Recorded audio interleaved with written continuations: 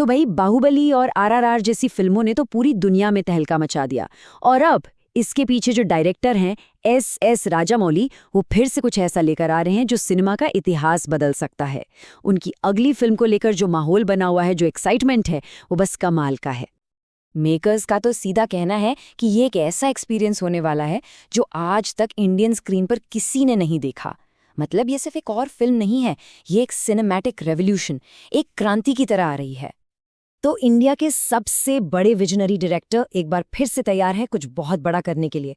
तो चलिए आज उनकी आने वाली फिल्म जिसका नाम वाराणसी बताया जा रहा है, उसके बारे में हर छोटी बड़ी डिटेल को समझते हैं।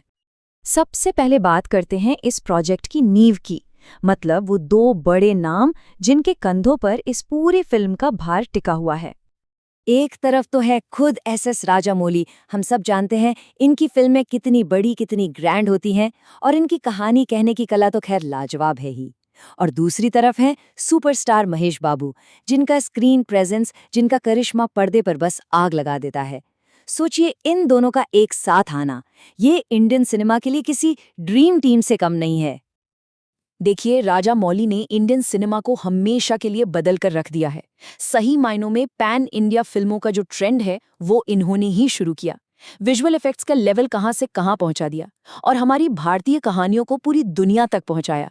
और यही वो वजह है कि वाराणसी से जो उम्मीदें हैं वो आसमान छू रही हैं। तो ठीक है, मेकर्स तो जबरदस्त है, इसमें कोई शक नहीं, पर सवाल ये है कि कहानी क्या है। चलिए अब फिल्म के उस कॉन्सेप्ट पर आते हैं जो इसे सबसे ज्यादा खास बनाता है।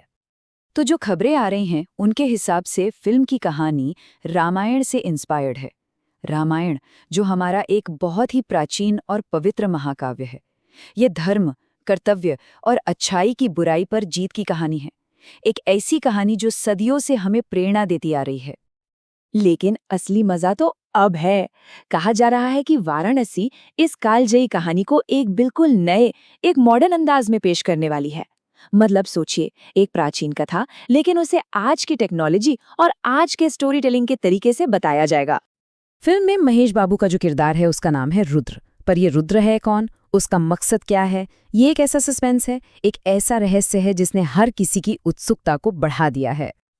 और यहीं से उठता है वो सबसे बड़ा सवाल, क्या रुद्र का कैरेक्टर आज के जमाने के भगवान राम का एक रूप है? ये एक सवाल ही पूरी फिल्म को एक बहुत गहरी माइथोलॉजिकल डायरेक्शन दे देता है। चलिए अब बात करते हैं वाराणसी के स्केल की, उसके उस विशाल पैमाने की जो माना जा रहा है कि इंडियन सिनेमा के सारे रिकॉर्ड्स तोड़कर रख देगा। ये जो डिटेल स्क्रीन पर हैं, ये साफ बताती हैं कि ये फिल्म हर पहलू में कितनी बड़ी होने वाली है।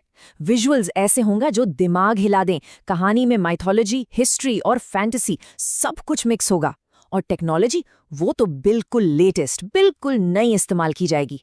और हाँ, बजट की बात करें तो अफवाहें हैं कि ये इंडियन सिनेमा के इतिहास की सबसे महंगी फिल्म हो सकती है।